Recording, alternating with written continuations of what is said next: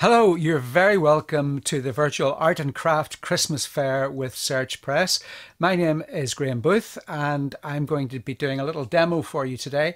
It's going to be a snow scene, and the reason I've chosen the snow scene is that my new book, which is Watercolour Snow Scenes, is just out. It's just been released, and it's part of the Take 3 Colours series, which means I'll only be using 3 colours and 3 brushes to paint the painting. Now, the one I'm doing today isn't in the book, so the book, all new stuff in the book, but I'm going to do one today just to give you an idea of what it's like just to paint with 3 colours and 3 brushes. The setup really is fairly standard. The 3 colours I'll be using, and you can shout very loudly at the television if I dip into something wrong. We've got Cobalt Blue, Windsor Red and Quinacridone Gold. Those 3 colours, only those 3 colours. And the 3 brushes I'm using a flat 1-inch goat hair brush. I'll be using a size 14 round brush, and I'll be using a little sword liner. Sword liners have got lovely pointy points. Lovely points on them anyway. And just these 3 brushes and those 3 paints. So we'll get started. Now, the thing about snow is that there has to be an element of warmth in it. You might think, well, snow's cold, so that would be blues and colours like that. And yes, to a certain extent that's true, but you also need warmth. So I'm going to get a nice warm tone. Something like this. Plenty of water, plenty of paint, and going to just get this on over the paper. So I'm going to cover all of the paper, but I'll vary that color as I go down. So I'll get a little bit of my cobalt and a touch of the red. In fact, a little bit of that should do it. There we go. That will just give me a little bit of variety. Carry on down. Now you might think, but what about the snow? Because we're getting near to the snow. The snow has to be white, so you have to leave the paper white. Well, no, you don't. The snow just has to be light. It doesn't have to be white. So I'm just going to continue on down and drop in little bits of warmth here and there, just randomly. And that will do for the first wash. Dry up drips. If there are any drips, it's very important that you dry those up because they will tend to run back and cause cauliflowers, things like that. And then we'll let that dry. Now, because this is a recording, you'll not have to watch me as I wield my hairdryer, but join me again in a few seconds.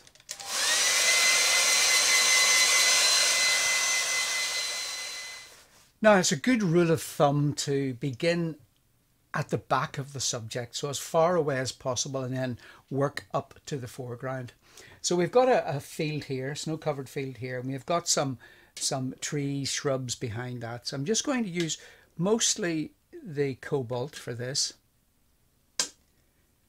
and just going to drop that in. I'm not really going to worry about that tree. I'm just going to go right over the tree because the tree is generally going to be darker. And I'm going to soften the top. Now, for softening I am going to use a separate brush. And the reason I'm using the separate, this is it here, it's an old sable brush. The reason I'm using a separate brush to do the softening is that it can wear a brush out, and you don't really want to be wearing your good brushes out. You want to save the points on those, but I just want to soften that. It's in the distance. I want to keep it very simple, very soft. Now a little bit more of the cobalt, and we'll get a little bit of cobalt on that distant field, just to sort of hint at a few little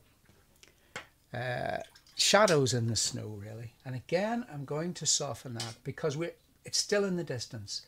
I'm going to save the harder edges for as we get closer, as we get more forward, more into the foreground.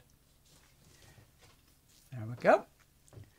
That's got that. Okay. Now, then we have, so we have a background trees, we have a middle ground snow-covered field, and then we have the foreground, which is a great big tree and shrubs and things like that. So I want to separate the foreground from the middle ground. And again, I'm going to use Cobalt. I've switched my brush now to the round. The big flat brush at the moment has done its job.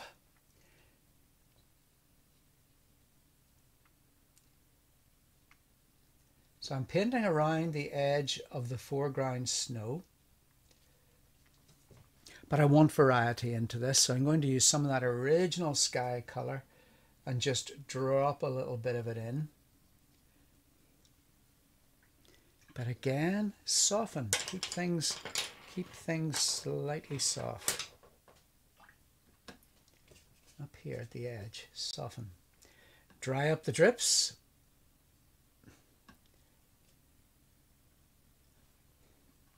Well, now that has given me a little bit of separation. Now the middle ground field and the foreground area are pretty much exactly the same, so I will probably change that slightly, but I'll need to dry this first. So once again, I'll be back in a moment or two when this is dried.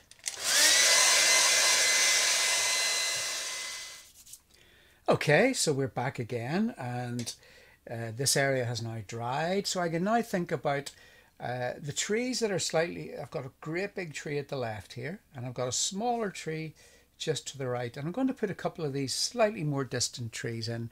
And again, this will be mostly cobalt, possibly with a little bit of the red in there, because that gives quite a nice greyish colour.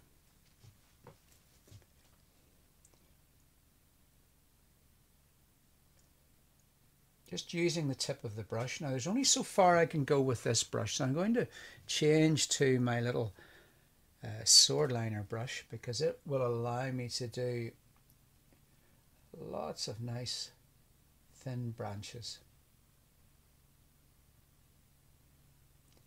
Just let the sword liner just sort of, a little jerky movement is the best thing. You don't want curves. There are very few trees that have curved branches. They're nearly all, the branches split and divide, so you don't want them to be too rounded. So little jerky movements will give you a much better feel for the thing. Okay, that's not too bad. And maybe we'll put another one here in the background again.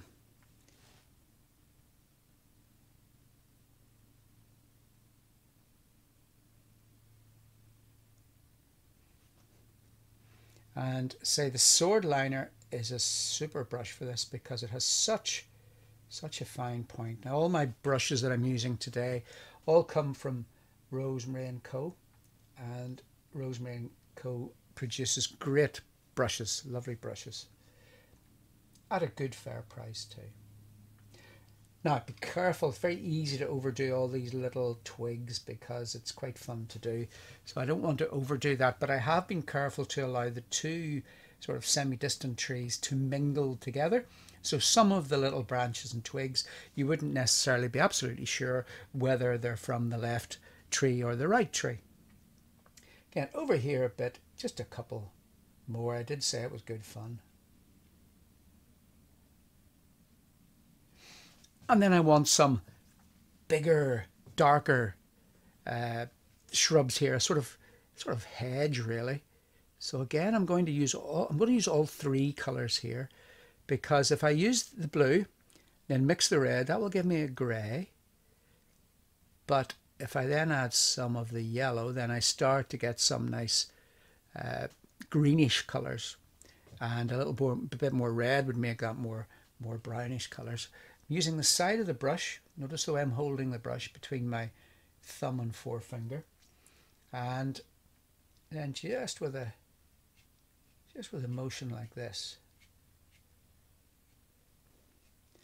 that gives me some suggestion of closer shrubs. Again, with the sword liner, I can get a few little bits coming out of that. And while that is wet, I can vary that. So for example, if I add a little bit more red into that, I can drop that in, and it just gives me the variety that is so necessary in a painting. Variety really is vital.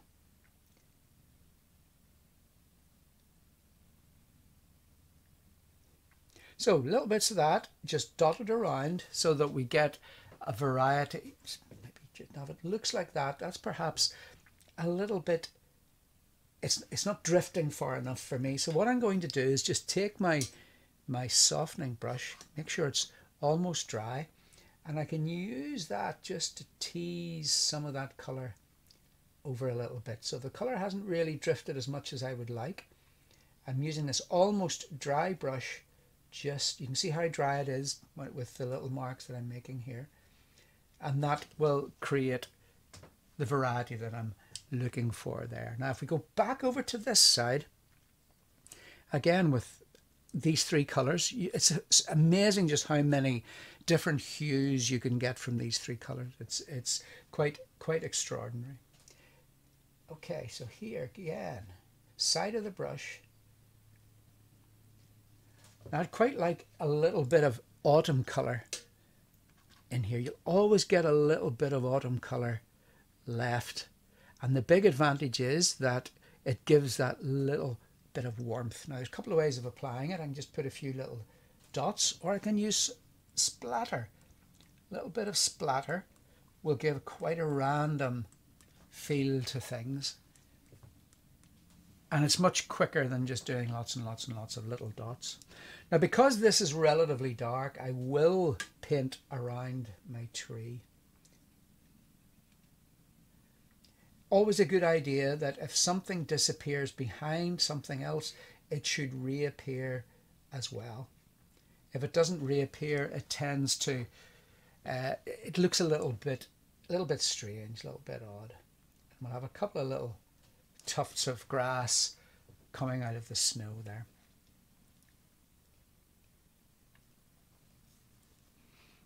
Okay, now there are other elements back there too. We've got a little fence. So let's get some, I'm just going to paint, you saw the mixture I made. It was just a little bit stronger mix of the, essentially the cobalt and the red.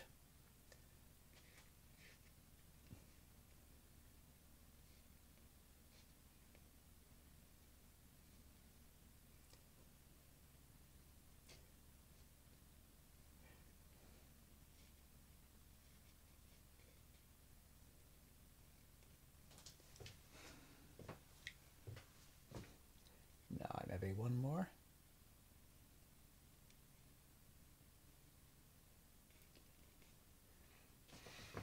Now,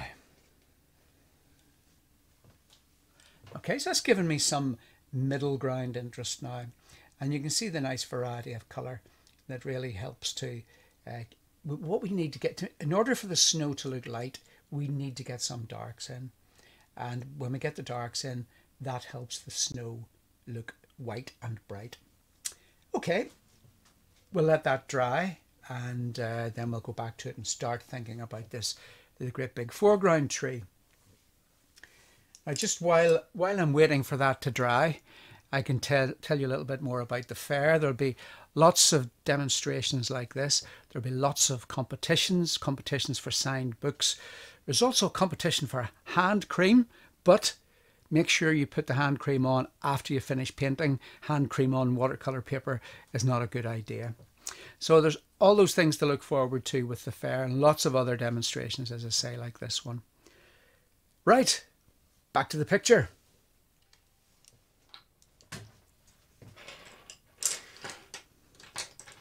Now there are several ways of painting detailed or semi-detailed foreground trees. And I'll show you one way today to do this. The tree is best started at the top and then work down. Now that might seem counterintuitive, but the reason is if you start at the bottom and work up, as you paint up, your wet paint will run down to what you've just already painted and will completely flood that area and will probably cause drips. Whereas starting at the top and working down means you can control all of that.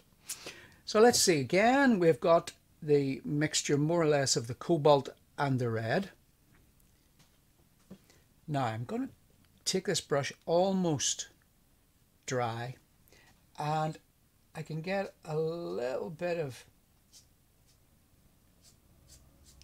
sort of, this is going to be ultimately twigs. Not too much, just a little bit here and there. And then back in with my sword liner.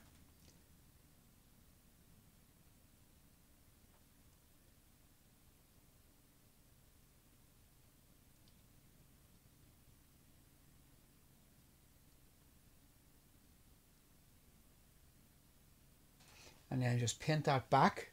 I've penciled in lightly where the tree is going to be, so I know where I need to paint to.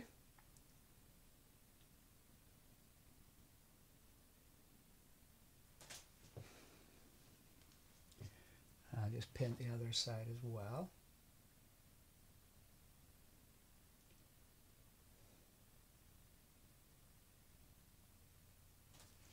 That's okay for a start for that. Now to get the tree, I want to get a little bit of light on the tree.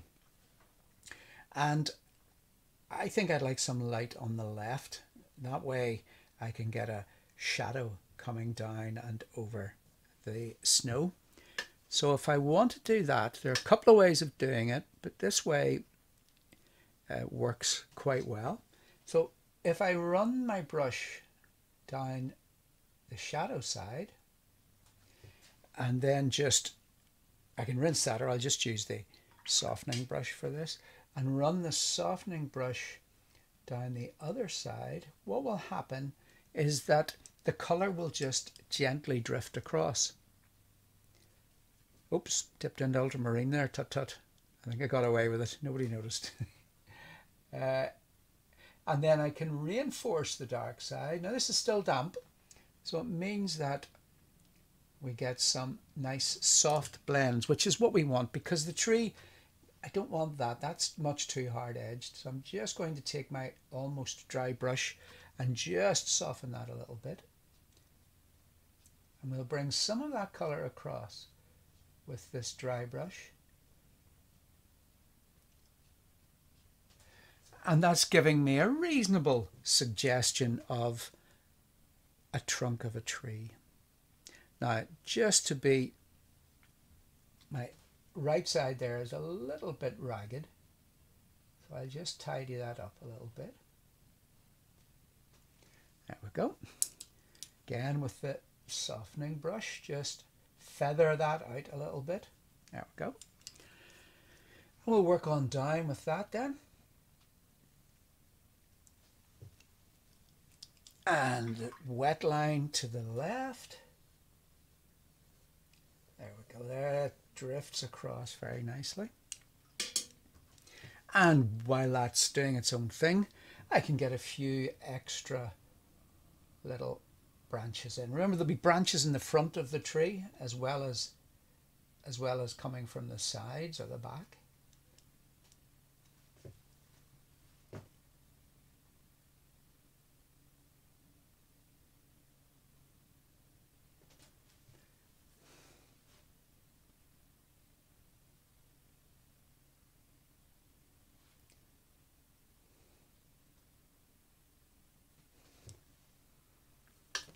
Remember that little jerky movement? It's always difficult to know just how many branches to put on a tree. But generally speaking, you don't want as many as would be there in reality. Because if you put the number in that would be in a real tree, it would really be much too congested. And at the bottom of a tree, particularly one that isn't in a park or somewhere like that, you will always get little sort of shoots coming out of the bottom.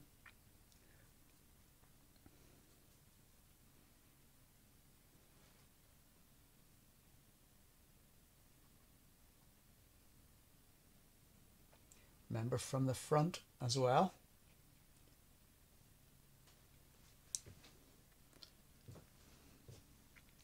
Okay, a little bit darker in places, I think. Some of my branches are not really much different to the trees behind, so I just want to make them slightly stronger. And I can do that just, hopefully if they're still wet, I can just drop a little bit of colour in. No, they're dry. Okay, not to worry.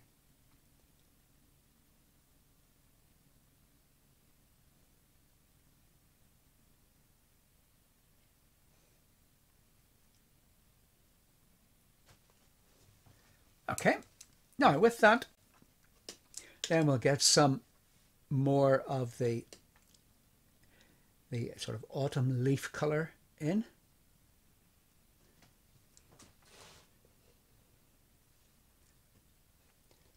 And you can, what I would suggest not doing is don't do this, because you get the same mark every time.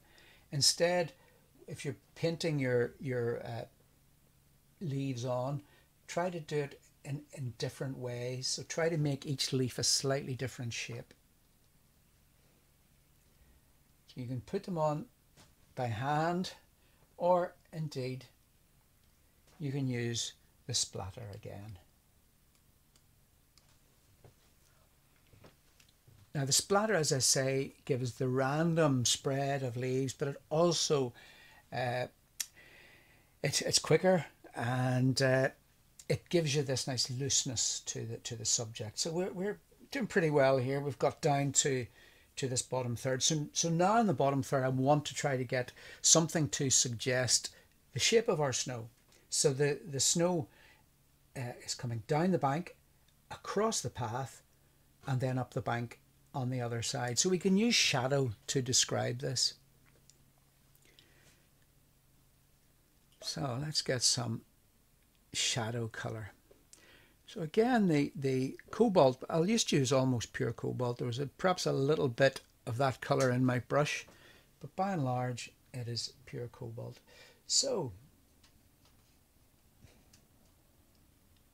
this is the tree shadow. So it's coming down the hill, over, and then up the other side. Now I want to make this a little bit smoother, because that's the thing about snow. It is very, very smooth. And there will be other shadows. There'll be trees growing over to the left, so why would there not be shadows from those?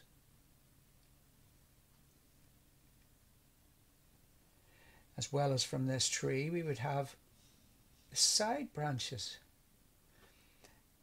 And in this case, the shadows will sort of disappear and reappear as they go behind little heaps of the snow. As well as that, we would have the shadows from little tufts of grass. Now, I haven't done the tufts of grass, but as I have the shadow on my brush, I can do the shadows from the tufts of grass.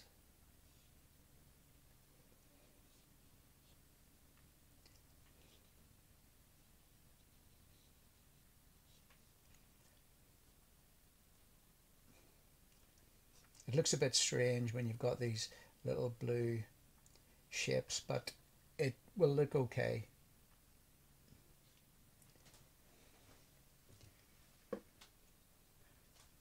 And it's a good idea to get a nice shadow coming down the bottom of the paper, because it gives a nice, it contains the light, so the light stays here.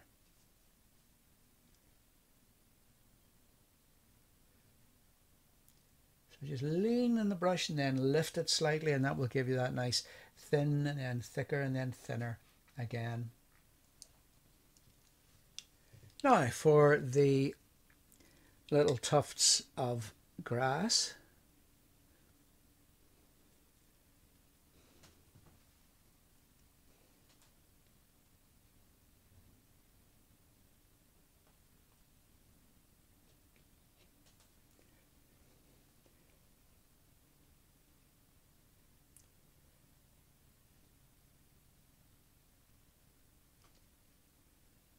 Now remember, you can do the grass first and then the shadow. It just happened that I had the colour on my brush.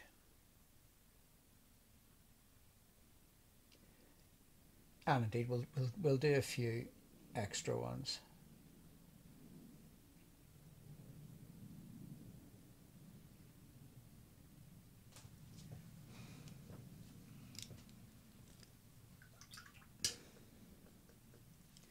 I think I can probably just use the bigger brush for this. So where did we do them? We did one there. We did one there. Admittedly, it's probably a little bit easier to do the grass first and then the shadow of the grass afterwards. A bit more logical.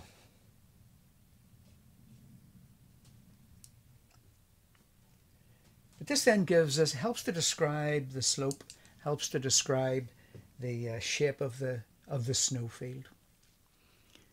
Now a little bit of, I want to indicate the path a little bit more. So again, with that mixture of the cobalt and the red,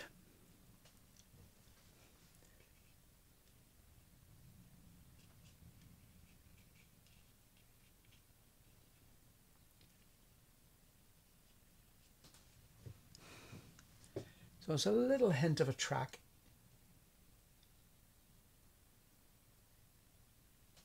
And notice I'm breaking it up, so I'm not making it one long continuous line. And the reason is, again, you would have little flurries of snow, little piles of snow that would hide the background. And apart from that, it's always good to break lines up anyway. If you keep your lines continuous, they tend to be far too eye-catching. Okay, so we've got the main elements really of the scene in. There's not really very much more to do, but there's a couple of little things I'd sort of like just to show you. I'm going to use the softening brush for this, and in this case I'm going to use it to lift out. Now remember, although this is a fourth brush and you might think I'm cheating, the reason I'm using this is that if you use one of your good brushes to lift out, you will tend to dull the point. You will very quickly wear the point away. So much better to use an old brush for lifting out. So a couple of little things. So for example, where the branches are crossing over, there for example, I can just lift out a little bit of light there, and that indicates which branch is in front of which branch. I don't think I've got two, but there's one crossing over here. Let's have that. And these colours should all lift out quite well.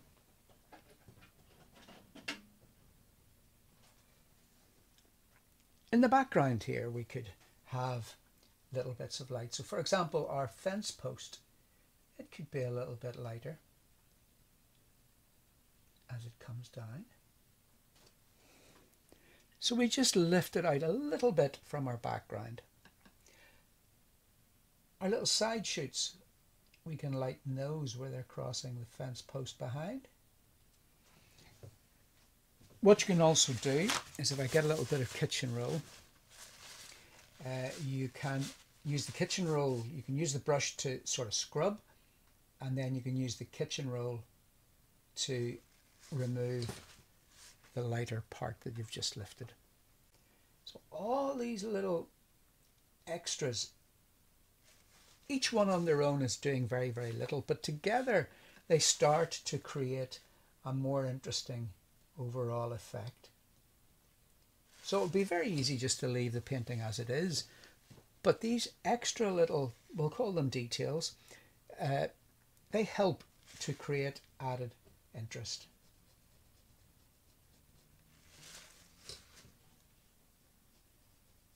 Now again, this is quite fun to do. Once you start doing it, you realise, hey, this is all right. This is good fun, and it's so easy to overdo things. So just be careful.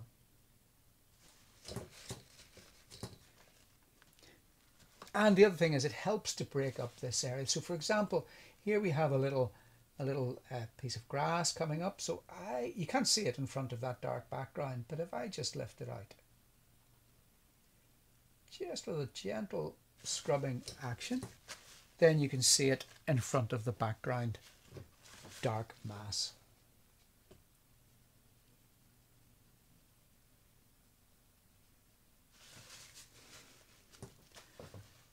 There we go. Back to the tree. If you want to get a little bit more definite bark on the tree, now it depends very much on the type of tree. Some trees don't have particularly definite bark, but if you want to do more definite bark, take your brush. Again, I'm just using this softening brush. Make sure there's not much paint on it, so dab it a little bit, and then just start on the dark side, and you can just bring that across to give some additional interest to the trunk.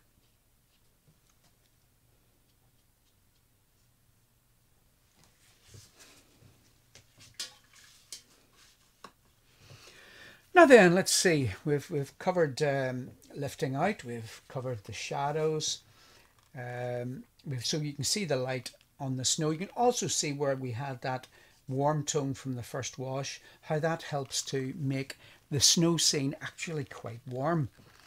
The problem, if you do a snow scene and keep everything blue and cold, it's not terribly attractive to look at because the coldness makes you feel cold almost. Whereas if you get this warmth into it, that little bit of warmth doesn't take away from the fact that it's snow, but it just creates that nice warmth. And in the sky, of course, it's a simple thing to put a little bit of warmth in the sky, because the winter light, the evening light, the morning light, in fact any light almost in winter, is going to have that warmth to it. So you would often get the sky with that sort of gentle warmth in it. Right, I think we can probably just leave that as it is. I hope you enjoyed that little demonstration. Remember, that's from my book, the new book, Watercolour Snow Scenes, and that's part of the Take 3 Colours series. And it's available, as always, from all good booksellers and direct from Search Press. I hope you enjoyed that, and I hope you enjoy the rest of the festival.